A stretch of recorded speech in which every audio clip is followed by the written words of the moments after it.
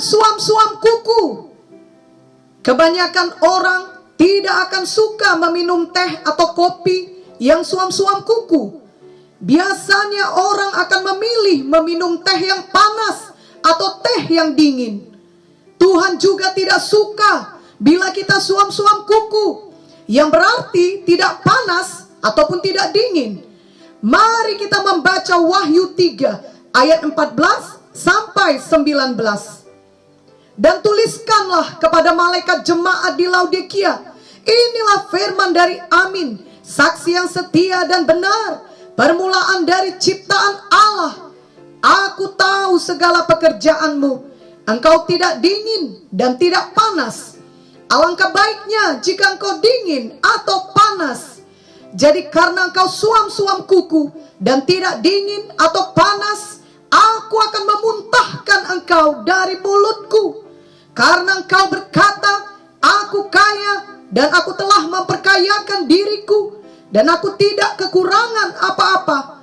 Dan karena engkau tidak tahu bahwa engkau melarat dan malang, miskin, buta, dan telanjang, maka aku menasehatkan engkau supaya engkau membeli daripadaku emas yang telah dimurnikan dalam api, agar engkau menjadi kaya, dan juga pakaian putih supaya engkau memakainya, agar jangan kelihatan ketelanjanganmu yang memalukan, dan lagi minyak untuk melumas matamu, supaya engkau dapat melihat. Barang siapa aku kasihi, ia kutegur dan kuhajar. Sebab itu relakanlah hatimu dan bertobatlah. Tuhan Yesus berkata kepada sidang jemaat di Laodikia bahwa ia mengetahui segala pekerjaan mereka. Kepada ketujuh sidang yang dituliskan dalam buku Wahyu 2 dan Wahyu 3, Tuhan berkata bahwa ia mengetahui segala pekerjaan mereka dan keadaan mereka. Baik kepada sidang Efesus, Smyrna, Pergamus, Tiatira, Sardis, Philadelphia, dan Laodikia, Tuhan mengenal apa yang dikerjakan oleh semua sidang jemaatnya itu.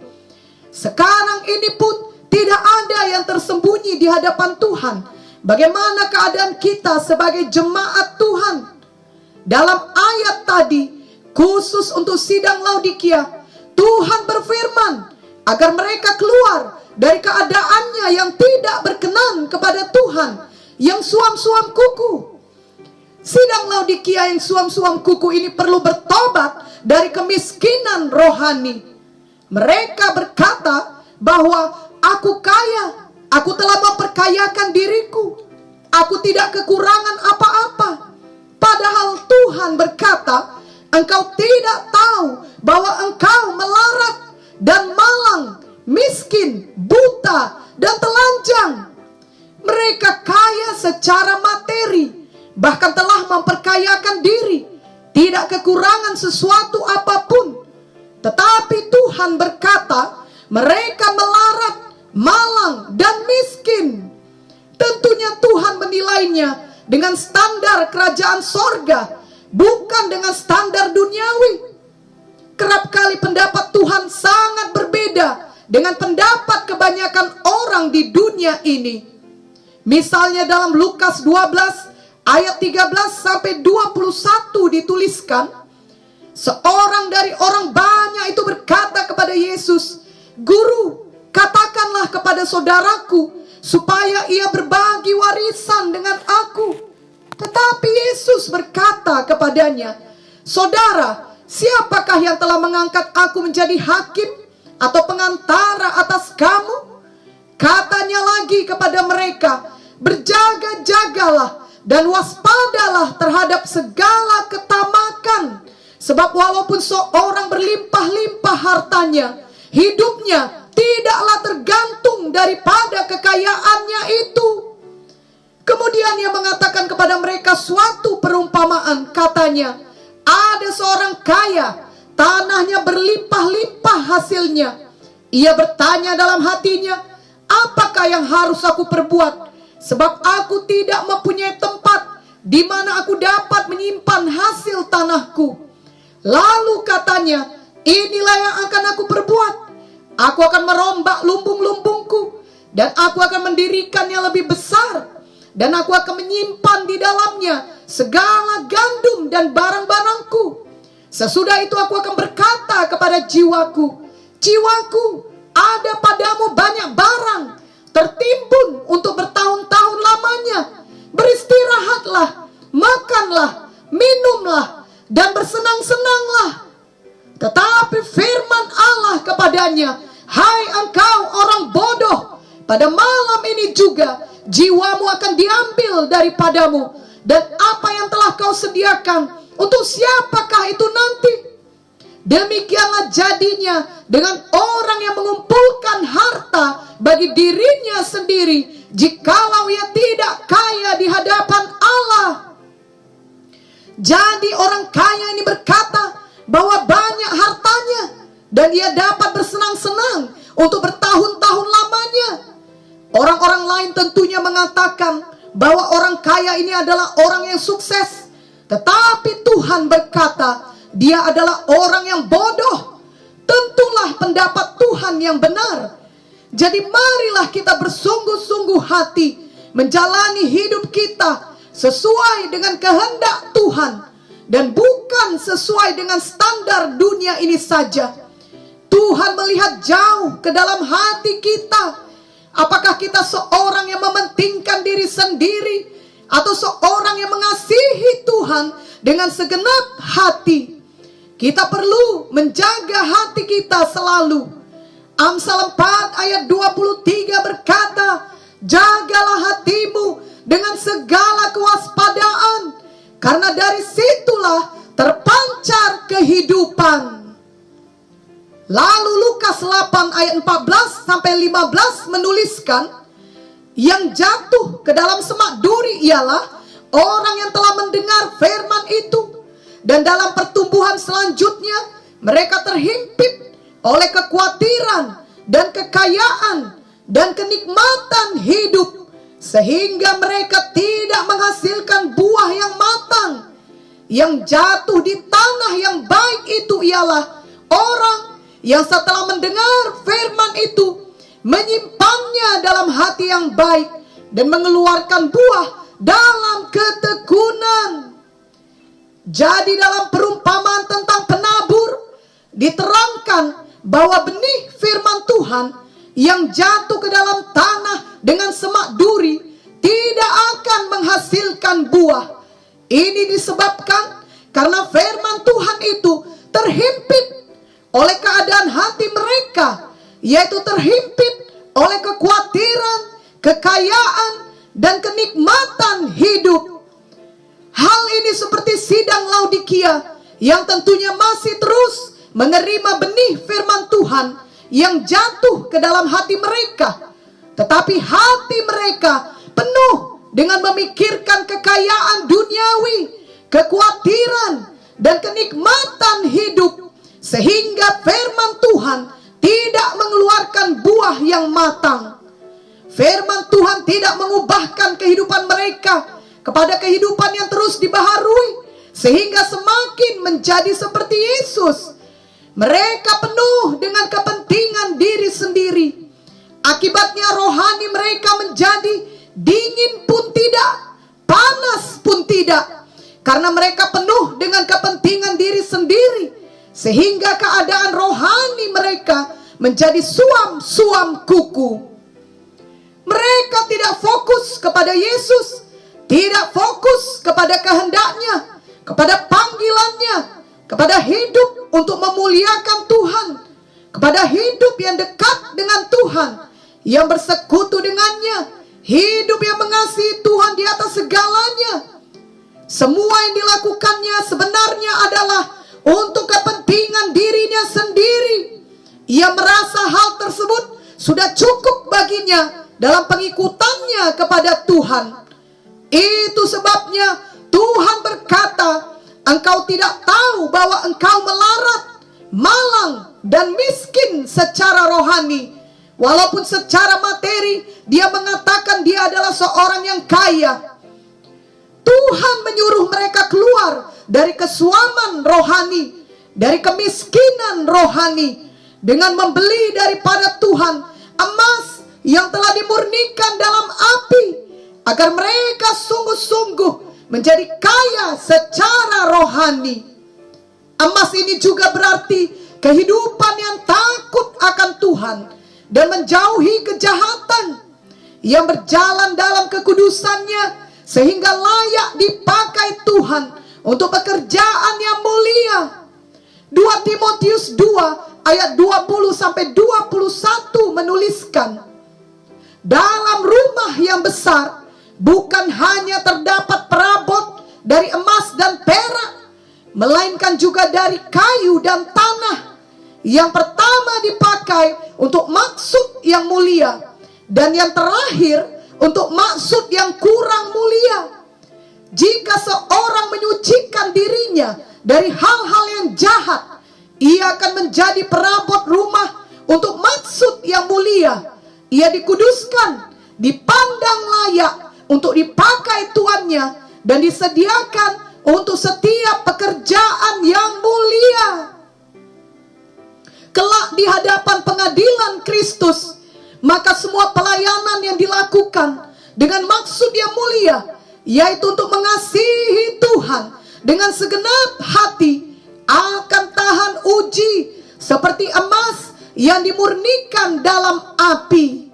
1 Korintus 3 ayat 11-15 menuliskan, karena tidak ada seorang pun yang dapat meletakkan dasar lain daripada dasar yang telah diletakkan, yaitu Yesus Kristus. Entahkah orang membangun di atas dasar ini dengan emas, perak, batu permata, kayu, rumput kering, atau jerami, sekali kelak pekerjaan masing-masing orang akan nampak, karena hari Tuhan akan menyatakannya. Sebab ia akan nampak dengan api, dan bagaimana pekerjaan masing-masing orang akan diuji oleh api itu. Jika pekerjaan yang dibangun seseorang tahan uji, ia akan mendapat upah. Jika pekerjaannya terbakar, ia akan menderita kerugian, tetapi ia sendiri akan diselamatkan, tetapi seperti dari dalam api. Selanjutnya sidang Laodikia yang suam-suam kuku juga perlu bertobat dari kebutaan rohani. Ia tidak dapat melihat kemuliaan Tuhan dan kemuliaan setiap anak Tuhan yang hidupnya bertumbuh terus menjadi seperti Yesus. 2 Korintus 3 ayat 17-18 berkata, sebab Tuhan adalah roh, dan di mana ada roh Allah, di situ ada kemerdekaan. Dan kita semua mencerminkan kemuliaan Tuhan dengan muka yang tidak berselubung. Dan karena kemuliaan itu datangnya dari Tuhan yang adalah roh, maka kita diubah menjadi serupa dengan gambarnya dalam kemuliaan yang semakin besar. Dalam buku Wahyu tadi dituliskan bahwa Tuhan berkata, mintalah kepada Tuhan minyak, sehingga mata rohaninya tidak buta. Minyak adalah lambang Roh Kudus. Roh Kudus dapat membebaskan kita, sehingga kita melihat kemuliaan Tuhan, dan kita hidup hanya untuk menyenangkan Tuhan dan mempermuliakan Tuhan. Roh Kudus juga akan membukakan pengertian kita akan firman Tuhan, sehingga kita dapat mengerti firman Tuhan, mengerti kehendak Tuhan, mengenal jalan-jalan Tuhan. Dengan demikian kita tidak buta rohani, tetapi firman Tuhan dan Roh Kudus dapat memimpin kita dalam terang jalan Tuhan. Roh Kudus juga membuat roh kita menyala-nyala untuk Tuhan, fokus kepada Tuhan, dan tidak suam-suam kuku lagi. Roma 12 ayat 11 berkata, janganlah hendaknya kerajinanmu kendor, biarlah rohmu menyala-nyala dan layanilah Tuhan. Marilah kita selalu penuh Roh Kudus, penuh dengan firman Tuhan.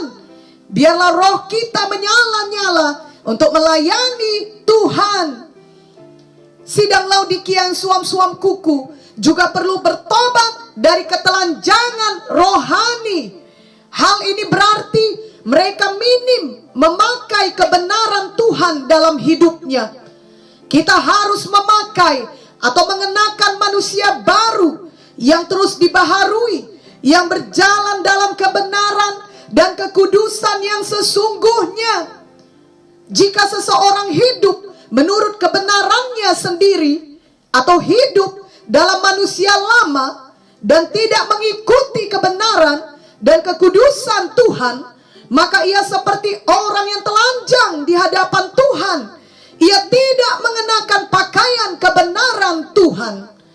Efesus 4 ayat 22 sampai 24 berkata, yaitu bahwa kamu berhubung dengan kehidupan kamu yang dahulu harus menanggalkan manusia lama yang menemui kebinasaannya oleh nafsunya yang menyesatkan, supaya kamu dibaharui di dalam roh dan pikiranmu, dan mengenakan manusia baru yang telah diciptakan menurut kehendak Allah di dalam kebenaran dan kekudusan yang sesungguhnya.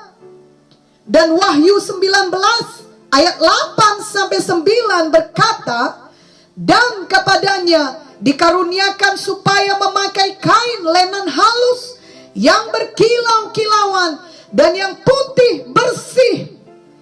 Lenan halus itu adalah perbuatan-perbuatan yang benar dari orang-orang kudus. Lalu ia berkata kepadaku, tuliskanlah, berbahagialah mereka yang diundang ke perjamuan kawin anak domba. Katanya lagi kepadaku, perkataan ini adalah benar, perkataan-perkataan dari Allah. Jadi pakaian pengantin Kristus adalah pakaian lenan putih pada waktu perkawinan anak domba Allah, di mana itulah perbuatan-perbuatan yang benar dari orang kudus. Marilah kita menjadi orang yang kudus, yang berbuat kebenaran setiap hari. Firman Tuhan adalah kebenaran. Tuhan Yesus adalah kebenaran. Jika Tuhan Yesus dan firman Tuhan membebaskan kita, maka kita benar-benar bebas dari ketelanjangan rohani. Yohanes 8 ayat 32 dan 36 berkata, dan kamu akan mengetahui kebenaran, dan kebenaran itu akan memerdekakan kamu. Jadi apabila anak itu memerdekakan kamu, kamu pun benar-benar merdeka.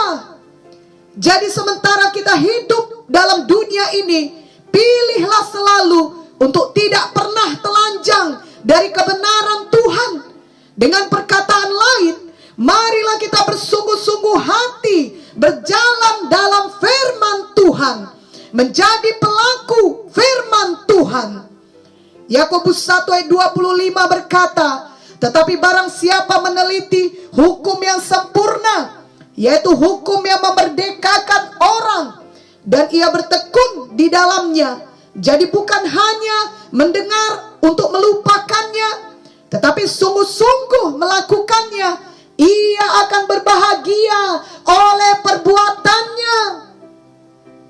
Jadi walaupun kita masih di dalam pandemi COVID-19, janganlah kita suam-suam kuku. Biarlah roh kita selalu menyala-nyala untuk Tuhan. Kita belajar dari nasihat Tuhan kepada sidang Laodikia, agar tidak pernah menjadi miskin rohani, tetapi biarlah kita berusaha untuk selalu kaya secara rohani, yakni dengan memberikan seluruh hidup kita fokus untuk Tuhan dan bukan untuk diri sendiri. Kita juga tidak mau buta rohani, sebaliknya kita mau selalu penuh dengan firman Tuhan dan penuh dengan Roh Kudus.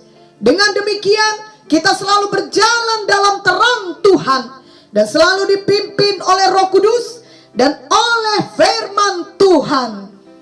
Kita juga tidak mau telanjang secara rohani, tetapi sebaliknya kita mau selalu berpakaian kebenaran, yang berarti setiap hari kita hidup memakai firman Tuhan dan menjadi pelaku firman Tuhan. Amin dan amin.